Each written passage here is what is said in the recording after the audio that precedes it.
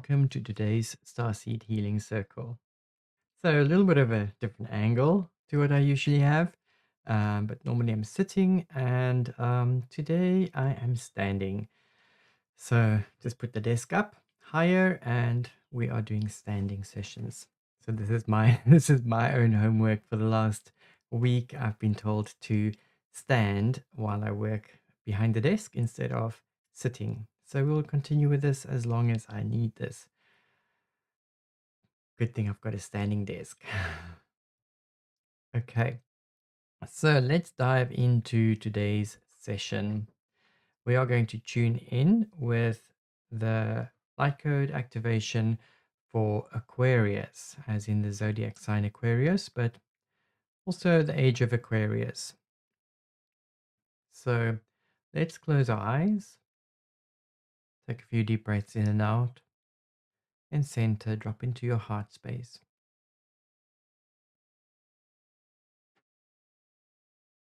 And become aware of what it is that you would like to focus on in today's session. Whether this is the first time that you're doing this, or the second or third or fourth, or how many ever times you're doing it, get your focus in place. Because each time you set a different intention, you will receive different energy. Think about what you would like to receive, what you would like to let go of, what you would like to manifest or heal in your life. When you're ready, open your eyes and allow your eyes to gently rest upon the light code, or perhaps trace it so that it becomes a labyrinth for your eyes. No need to interpret or translate to understand. Just trace the lines or allow your eyes to rest. Keep your focus on your goal or intention for today's session. As always, we use the light code as a way to connect as a group, to tap into the group energy, but you're also using it as a way to connect to the energy that's being sent out today. And you can stay here as long as you need. Pause the recording if you need to. Okay, so in today's session, we are doing a crystal healing as part of our energetic recalibration. And I drew a few cards to go with that, just to see what the focus and intention is for myself and where I need to focus today. And yeah, let's have a look at what came up. So here's our cards that I drew. So I wanted to see what we needed. I was thinking of just drawing like 2 cards or something, but we got 4, so they just fell out. And an interesting pattern that I noticed immediately was there's a lot of purple. So every one of our cards have some violet in them. So card 16 has violet over violet. These are the Aura Soma cards, by the way. Card 56 has lilac over lilac, so which is just a lighter version of violet. Then we've got 38 and 37, and that's violet over green and violet over aqua or blue. So when we turn these cards over, then we've got the usual symbolism that we would see with the tarot. So we've got the Thunderstruck Tower, Nine of Swords, Queen of Cups, and then King of Cups. So the first 2 cards would sort of tell us where we're coming from, as that is sitting on the right leg. And the King and Queen is showing us where we are going. So what direction we're moving in. So it ties in perfectly with everything we've been talking about in our previous readings. The Thunderstruck Tower really says that there's change coming really, really quick. And it's usually an enforced change. So it comes quick, it's instant, and it knocks us off our feet. So it pushes us, it forces us into a new direction. Now, with the Thunderstruck Tower, it's not always fun. But with that, even though it's not fun, it does the change that comes with that is usually for our better good. Um, so we're definitely being pushed into a new direction, and we've been saying that for a while. And the easiest way to embrace this or to work with this is to let go, like really trust. And that's hard because there's a lot of uncertainty at the moment, and things are a little bit chaotic and all over the place. But the more you're going to cling on to what used to work or what you're used to, the harder it's going to be for this change to take place. So here it's about trust and let go. Okay. That takes us through to the next card, which is the Nine of Swords. Now, the Nine of Swords, there's a few aspects to it. Swords are always associated with thoughts and the mind and the mental processes. So it could indicate fear, it could indicate overthinking, or anything like that. But the message I'm getting over here is that our bodies are used to our body, like not just our bodies, but our intellect, our mind, our spirit, body, everything is used to things. It's used to how things work, it's used to how things flow. And even if something is uncomfortable or not good for you, it's still something that is known, and the known is a safe space. What's being asked of us here with the Thunderstruck Tower is we are needing to move into a very new direction. Change is uncomfortable. It's always uncomfortable. But it's not always going to be, it's not going to be uncomfortable forever. Because if you think back to any time when you learned something new, when you moved house, anything difficult that came your way, there was always a period where things were uncomfortable.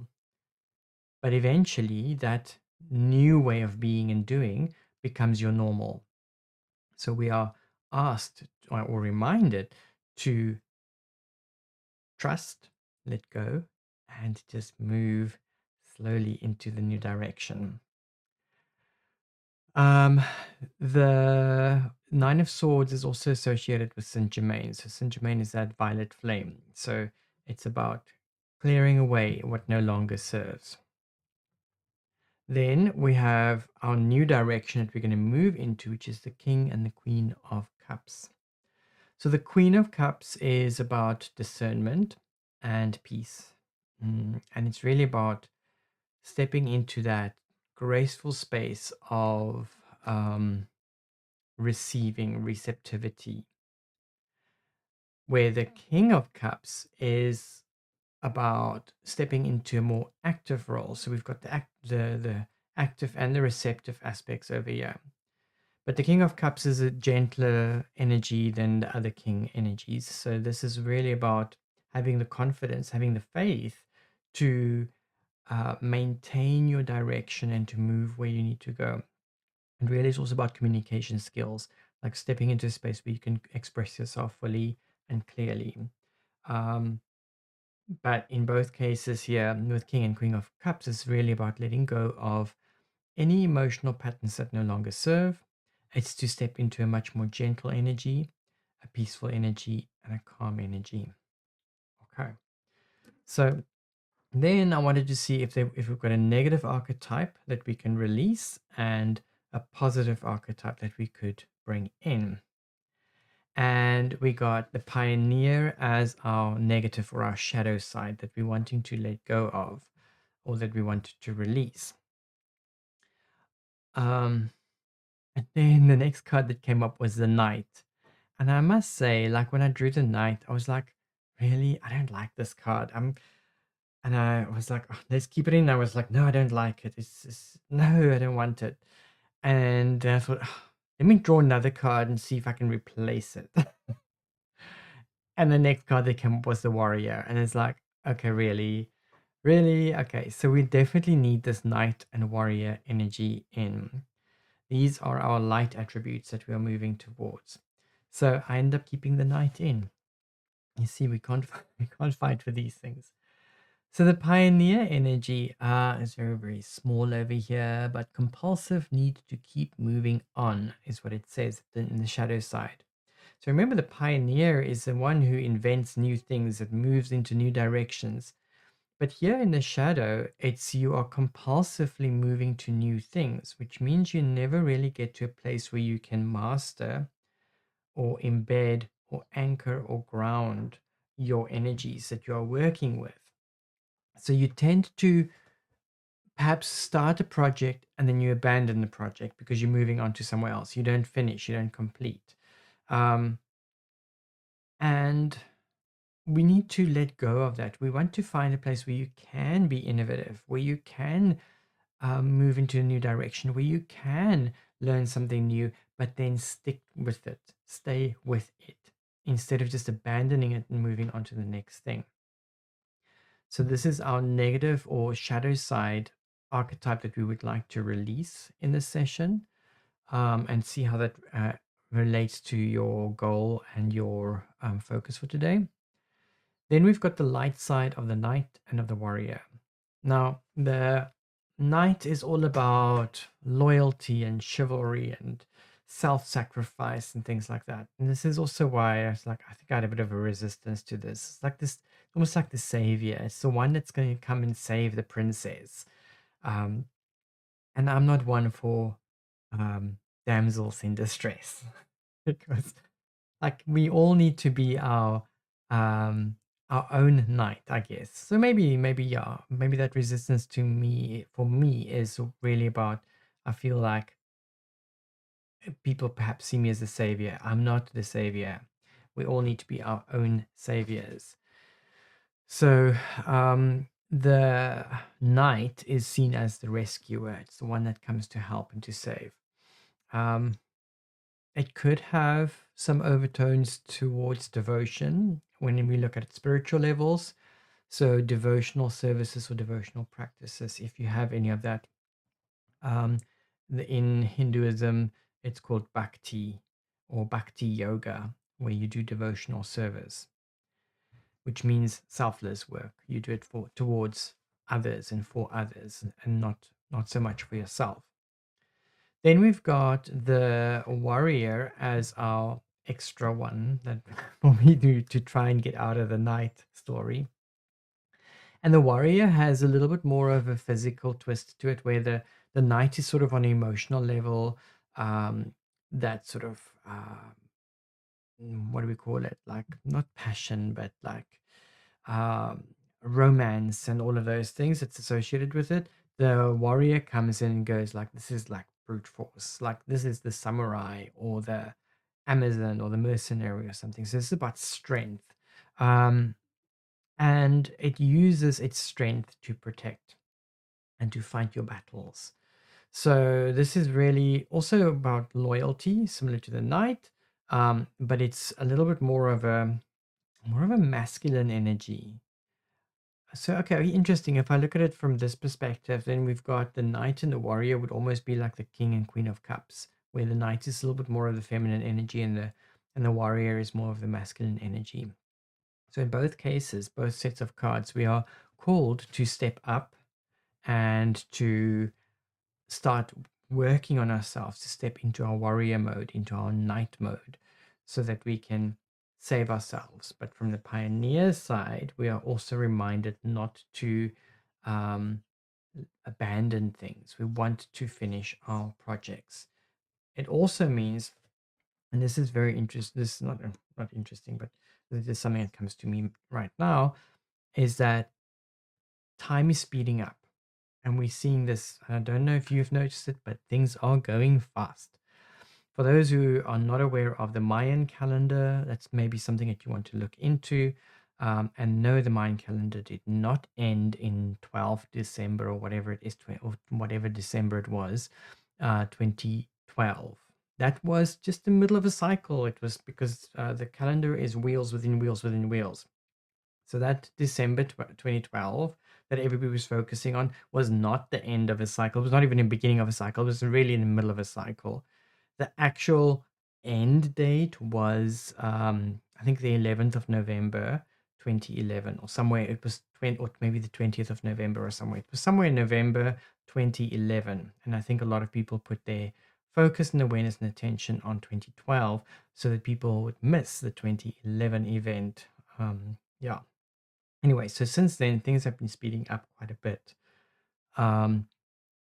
And we saw in 2020 a huge wave where we were forced to reinvent ourselves. We were forced to look at new ways of being and doing. And now, like 4 years later, we've to 2025, now maybe 5 years later, we are asked to do exactly that again. So I've seen in my practice lots of people are complaining that they don't have work. They feel stuck, especially the ones working for themselves. People working for companies, they tend to be okay, but a lot of people are being laid off. There's big changes happening at the moment.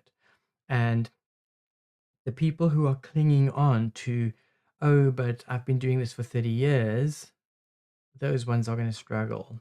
So yes, you may have been doing something for 30 years, but where we are right now, you have to reinvent yourself. You've got to rethink yourself. You've got to think out of the box. We need to think about, what would I like to do?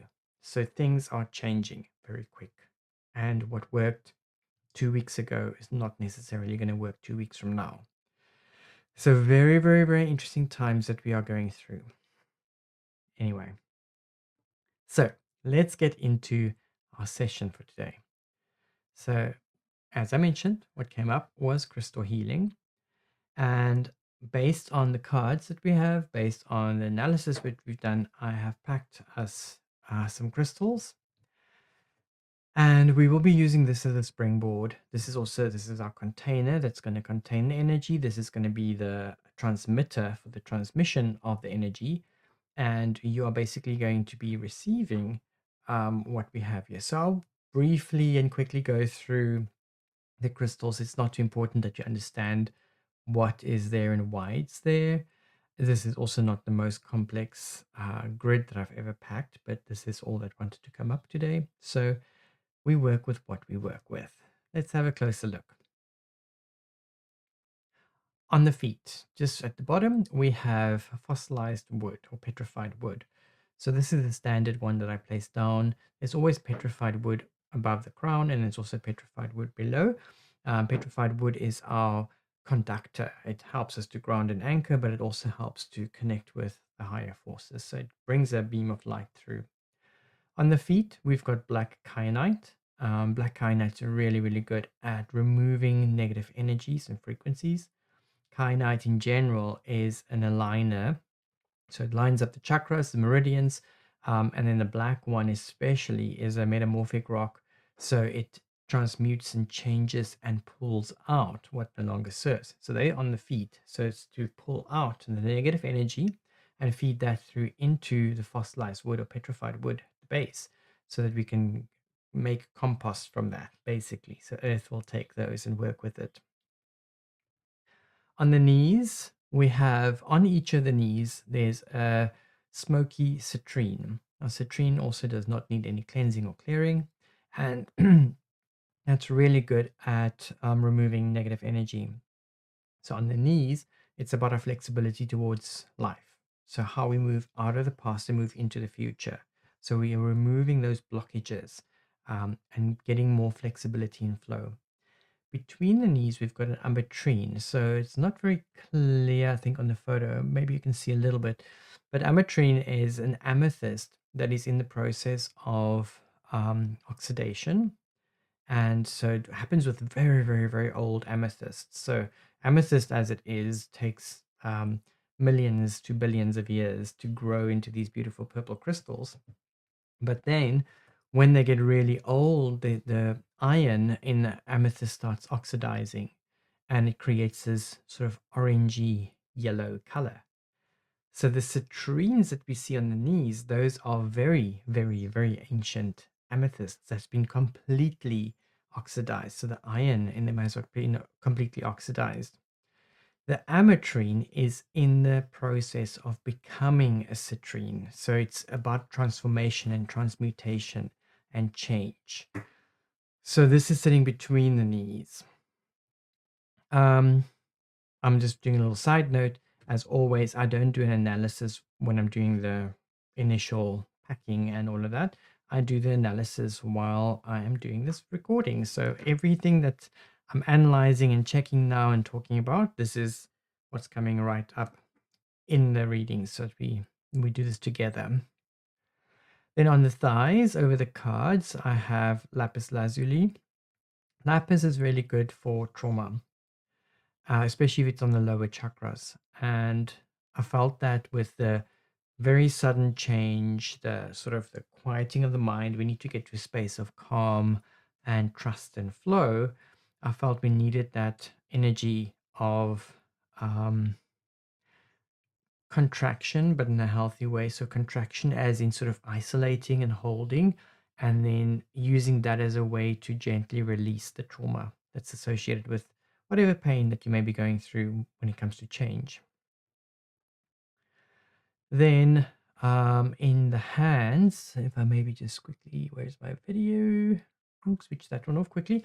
In the hands, we have amethysts. So these are just normal standard amethysts. And on the pulse points on the wrists, we've got smoky citrine. Now I can put my video back on. On the thighs, at the bottom, just above the cards, and under the base chakra, we've got green kyanite. There's also green kyanite further up. You'll see them right towards the top. So the green kyanite, and we've also got the blue kyanite, which most people would know.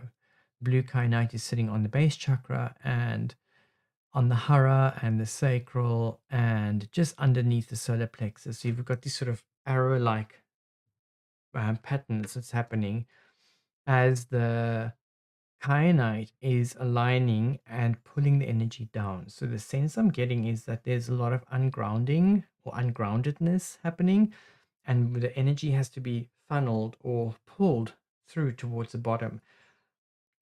As I'm saying that, the image that comes to mind is a pyramid.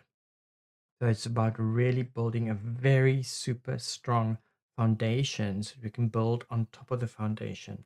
If a pyramid was the other way around, it wouldn't have a strong foundation and it would end up collapsing. So the energy that we are working with right now is really about pulling down and anchoring and grounding and making that strong foundation so we can build on it. The green kyanite brings in a gentler force. So where the blue kyanite is sort of this very active, like let's get things lined up, let's move fast. The green kyanite is a bit of a slower move, but it brings a more of a heart space energy, and so it's much more compassionate, gentle energy. So it's taking the steady flow that we have, the fast pace that we're doing with the blue kyanite, pulling those down, and then gently, slowly settling them in so that it can really help to anchor this work. Then all the little red dots that you see, they're all over the place. Those red dots are coral. So coral is about the physical body usually, but it's also about immune boosting. So from a physical perspective, it's about fortifying and strengthening the body. And a lot of the points that are placed down, they're actually placed on neurolymphatic reflex points that we use in kinesiology. And so what we're doing is we're going into those neurolymphatics and we are clearing and removing and purifying, cleansing those spaces. The neurolymphatics in kinesiology, we would call the old dumping grounds. It's where we store all of our crap. We just dump it all in there and say, I'll store it here, I'll look at it later, which doesn't always happen. So what we're doing with the coral is the coral's coming in and it's cleaning out those neurolymphatic areas so that we can release and pull those through. On the hips, we've got carnelian. That's the big orange ones. So the carnelian is also, it's a very gentle mothering energy. The hips are about our understanding of others and understanding of our relationships towards others. So carnelian, even though it's a little bit of a mothering energy, it's got, it's one of those, what do you call it? Like underestimated stones. I think it's because it's so common. A lot of people sort of just overlook it. And many people have a dislike to orange. So there's a lot of people who actually avoid carnelian, even though it's so abundant.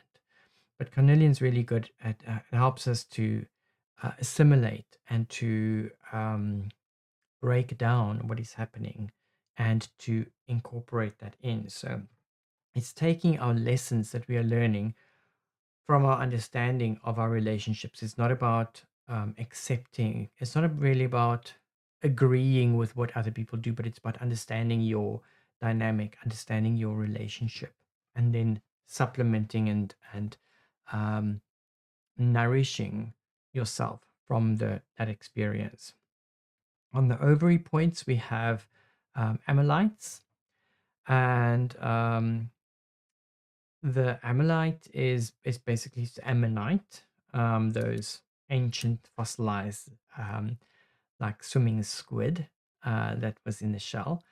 Amylite is the crystal form of these, and these are deep transformational ones. So they tend to dig in and pull out very, very quickly what is stuck there. And ovary points, yes, men also have those. These are secondary chakras. Or minor chakras.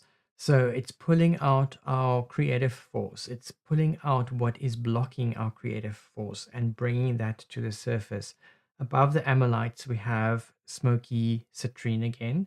So I think in today's session, all the citrines that we have are smoky citrine. So it's a combination of the sort of smoky quartz and amethyst and citrine. So they are there to clean and purify. As the amylites are pulling out the energy, the citrines are cleansing and purifying. Then on the hips, right on top of the iliac crest, we've got magnesite.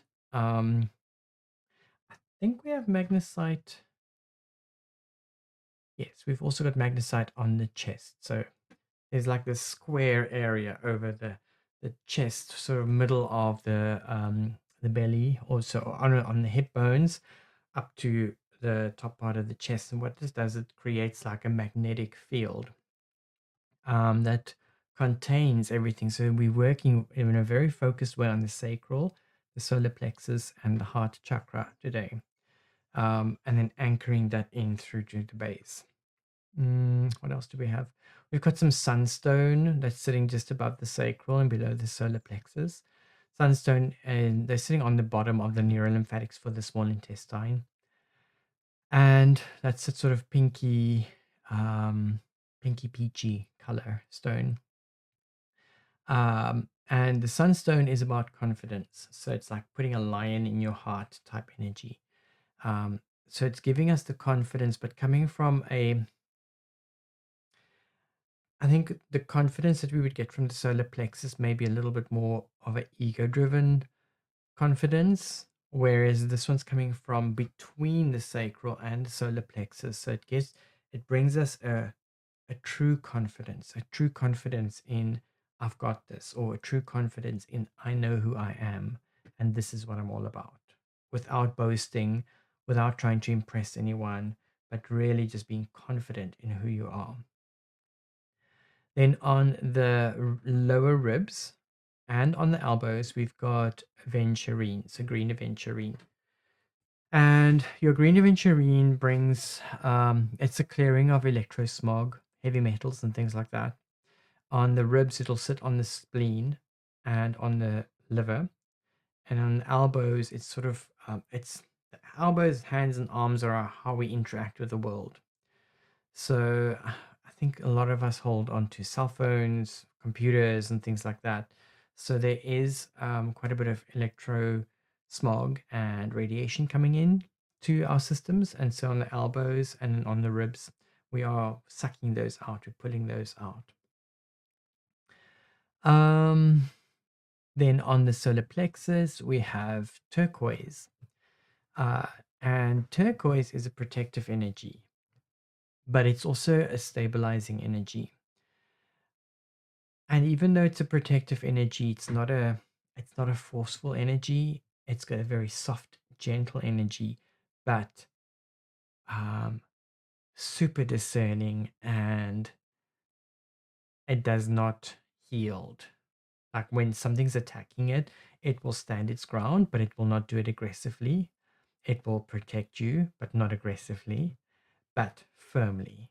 So this is really putting that guard against our solar plexus so that when we get into this confidence of the sunstone, that we can be confident, that we can hold our ground, we can stand our ground, but we can be soft while we hold that space. Just above that, we've got lava kite, and lava kite, I think we've got another 2 pieces here. There's another 2 pieces of lava kite just on either side of the heart chakra as well. It's a black stone. I don't think you can really see on the image, but it's got a very shiny electric blue that comes through like iridescence. So lava kite, like the hyperstein and numite, they bring a shimmer or an iridescence into the energy. With any black stones, they tend to absorb negative energy, but the lava kite will take that negative energy and it will transmute it. And again, when we compare to other black stones, it will have a softness or a gentleness to it. So what I find in the session today is that we've got some powerful stones, but the general sense is that there's a softness to the work that we're doing. It's a potent energy, it's powerful, it packs a punch, but it's soft at the same time. There's a little bit of a aura crystal sticking out. I think we can see it in the next picture. Oh, no, it's not an aura. Sorry, that is another citrine. Okay, let's do this. So here on the heart chakra, we've got our green aventurine again. So again, that is pulling out that radiation, electrosmog, and things like that. But on the heart, it's also a natural heart chakra color. So this is just strengthening and enhancing the energy. Then there's a lot of energy coming into the center, which is higher frequency. So the aventurine is we can almost say like it's a normal speed, like energy, but the crystals that we've got around are all high speed energy. So we've got this high speed flying in. So the 4 crystals sitting on top, that like peachy color, those are peach aura crystals. And then we've got the 2 very clear ones that's pointing in from the bottom. Those are danburites, which is like a very, very pale pink, but high frequency energy. And then at the bottom pointing up, we've got a smoky citrine. And above the aventurine, we've got that beautiful angel aura quartz, where we've got these beautiful iridescences, but that one's feeding the energy up. So the lava kites, the black one sitting in between the peach aura quartz, the peach aura quartz and the danburite, they bring in a very, very, very high frequency energy and very fast into the heart space. But then it's almost like when they get to the heart, there's a pause. So the aventurine captures that energy and it holds it and it says, let's easily and gently release this energy in a way that the body can translate right now. So there's a lot happening around the heart. On either side of those peach aura quartz, we've got the magnesite. So the magnesite also creates a magnetic field that almost like pulls a little bit on the peach aura quartz to, I don't want to say hold back on it, but to ease the energy in, because like I said, the peach aura and the danburite, they are very high frequency energy and they're going to punch in very, very quick. Okay, then on the shoulders, we've got Botswana agate. They're sitting on the lung points, on the lung reflex points, and on the minor chakras for the lungs. So the Botswana agate brings in a very gentle mothering energy as well. And this is about going through all the levels and layers. So as with any agates, they go through levels and layers and they want to get to the depths of things. Then we've got on just above the Botswana agates, we've got those purple sort of cloudy, feathery crystals. Those are charioites. And charioite brings in a very high spiritual frequency. It's almost like an angelic frequency. But chariot, and it's one of those high frequency stones, but it usually, even though it's a high frequency stone, it translates the energy into a very soft, nurturing, holding energy. So it's almost like we've got this mantle or cloak that's sitting around us, that's holding us in our space. Next to the Botswana agate and the chariot, we've got pink aventurine. So pink aventurine, like the green aventurine, they will do similar things. They're just sitting higher up, and pink is another color associated with the heart space, so that's all good. And we've also got pink aventurine on the carotid arteries on the base of the neck. Then above the angel aura quartz, we have a super 7, very, very special stone. It's a combination of 7 different crystals. So lepidocrasite and amethyst and smoky quartz, uh, all rolled into one crystal. Very, very, very special stone. I think there's only one mine in the world where they can get these, and they're super rare and very expensive. But luckily, I've got a few pieces, so they're very good. And Super 7, very high frequency stone as well. So it's a beautiful one to work with here, as it raises from the angel aura quartz into the super 7 and then hops up into the aqua aura quartz on the throat, which brings us the gold frequency. So the aqua aura quartz, it's actually gold molecules, monoatomic gold, that's fused or joined with the silica in the quartz, which produces a beautiful green color, which is very interesting. Don't quite know how the green gets how we get the green from gold, but that is the gold particles. Whereas, like the angel aura, for example, is platinum that's combined, platinum monoatomic platinum that's combined with the silica. Anyway, it's me geeking out a little bit. Okay, then above the pink aventurine on the carotid, here at the base, we've got 2 of the aqua auras pointing down. On the temples, we've got azestulite. Azestulite is just a scientific term for quartz. So these are just quartz crystal.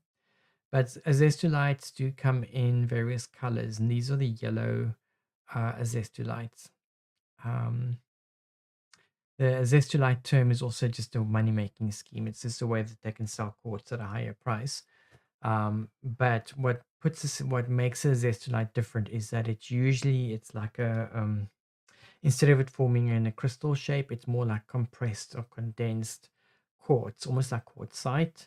But it's got a specific energy or a pattern that goes through it that we wouldn't have within quartzite. So they are very high frequency stones, but I feel that they are a little bit overpriced for what they are. But again, all crystals are overpriced these days. Then on the brow, we've got azurite, and above that we've got cavensite. Cavensite is a sort of a third eye, throat chakra energy. Very, very good at opening up the psychic centers. Azurite, very good at that as well. And what we have on the sides, those 4 orange ones, those are orange kyanite. So we've got a very similar pattern happening again here, where we've got these very fast energy coming in and then slowing it down. So the azurite will slow down a bit. Cavensite is also a bit of a fast one. So the energy is being brought in very fast, and from the azestulite side as well, very, very fast. And then the azurite is hovering the energy and giving it a pause and saying, let's slowly introduce this. Either side of the head, we've got fluorite, purple fluorite. So fluorite is very, very good for the physical body in general and for healing. So we're healing probably on the brain over here. And then above the head, we've got a very, very dark amethyst. Above that, we have apophyllite. And apophyllite is also known as a Reiki stone. So it brings a very, very pure energy, like an angelic energy, to come in. And not in the photo, but just above that, we have a petrified wood, as I mentioned earlier. So this is sort of our setup that we have over here. And we're going to be working with this. And what I'm going to do is I'm going to put some music on. I may guide you through a little bit of a visualization. I don't know yet. I'm going to read the energy as we go. And when we're done, I'll bring you back. So let's, get comfortable. I would say lie down, close your eyes, and just soak up the energy that's here. If you are more of an active person, you may want to sit and meditate and have a notebook or pen ready.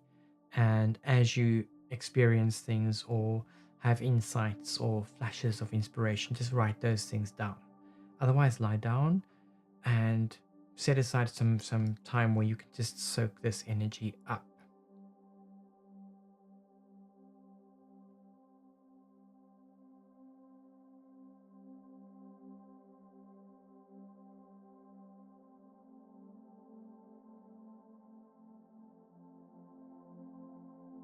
Close your eyes. Relax.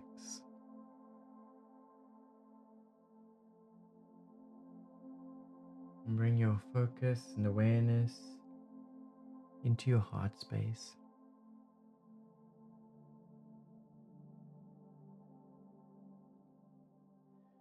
From your heart, send a connection all the way down to the heart of the earth, connecting with the center of the earth, grounding and anchoring.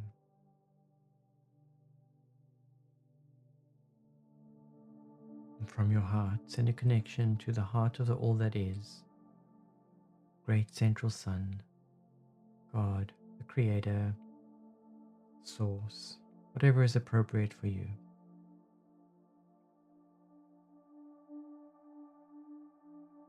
And allowing that connection to strengthen between the heart of the all that is and the heart of the earth.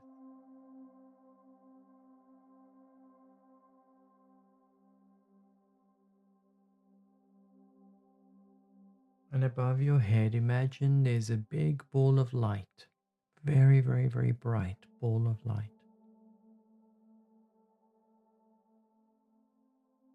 And imagine that this light is so bright that it can move right through your skin and through your bones and through your organs. So using the unlimited power of your mind, see this ball of light above your head and then perceive how that bright light is shining right through your skull, through your brain, and filling up your headspace completely with light. Imagine this light as a liquid light, just pouring in through the top of your head and filling every nook and cranny of your head and down into your neck and into your throat.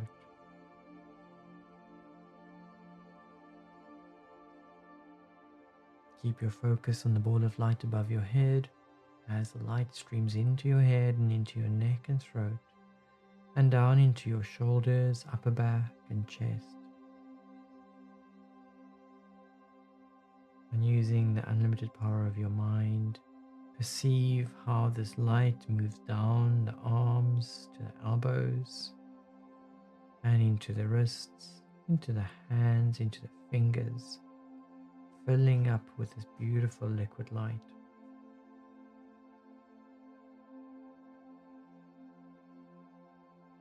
Follow the light as it comes in through the top of your head and down your neck and your throat, into your shoulders, down your arms, filling it up, and then filling up into your torso, into your upper back, and into your stomach, middle back, hips and lower back.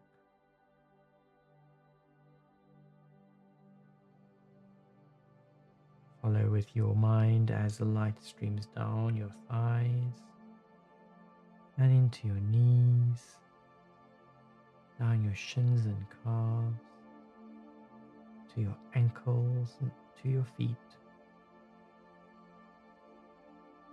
You just follow as this light comes in through the top of your head, down your neck and your throat, down your shoulders and down your arms and into your hands, into your chest, into your stomach, down your back, into the hips, into the legs, all the way down to the feet, and allow more and more light to stream in. Now imagine that you can open up little holes in the bottom of your feet, almost like an aperture, a little window, or a tap. And as you do that, the light streams out through the soles of your feet. Now initially it may feel like that light is just going to be lost as it flies out, but as you follow with your mind, you see that as the light streams out, it bends and it turns back on itself and then comes up along the outside of your body, along the front, sides and back.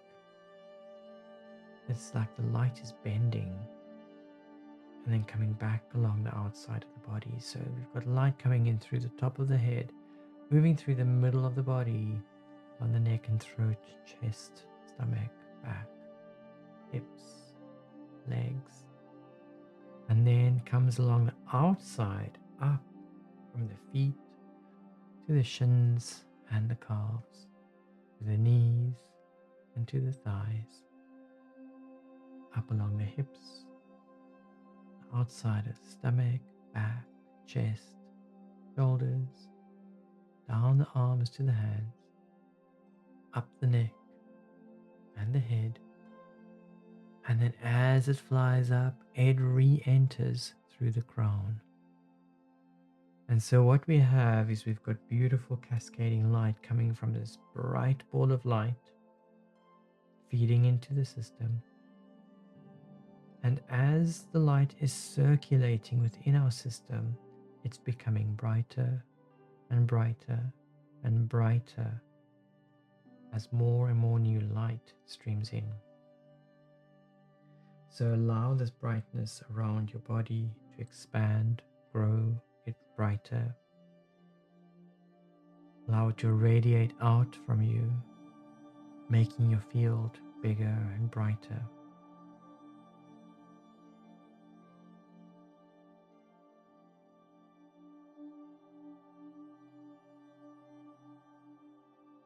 And now move your consciousness and awareness to the outer edges of this bright ball of light.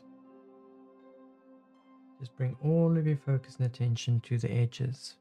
Take it as far as you can to the front and the back, the sides, above and below, and imagine that you can spread your awareness all along the edge of this ball of light around you.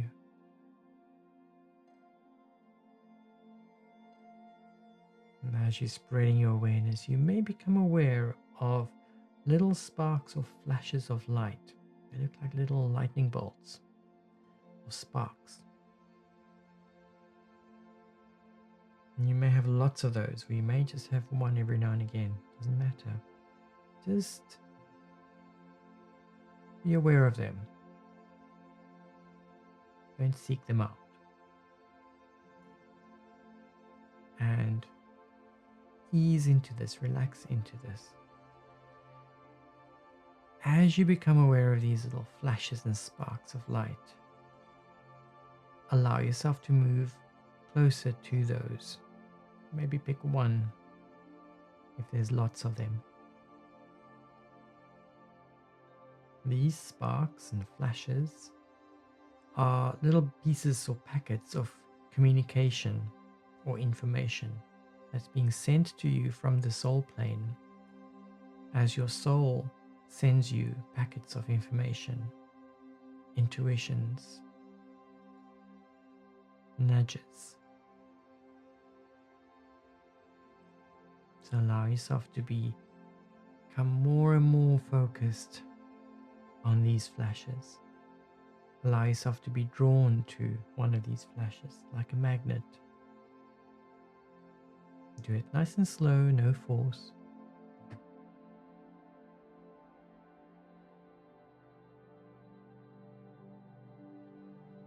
And in some cases, if you get close enough to these sparks or flashes, they can pull you in quickly. As they pull you in, they'll spit you out on the other side in the soul plane.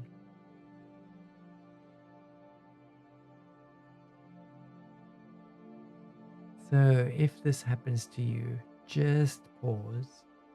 Allow yourself to be surrounded by this new space, this new energy. Orient yourself. Maybe very bright. Just allow yourself to adjust to this space. As you adjust, you may start seeing the outlines of your guides, perhaps even your soul. Allow yourself to move to your guides or your soul group.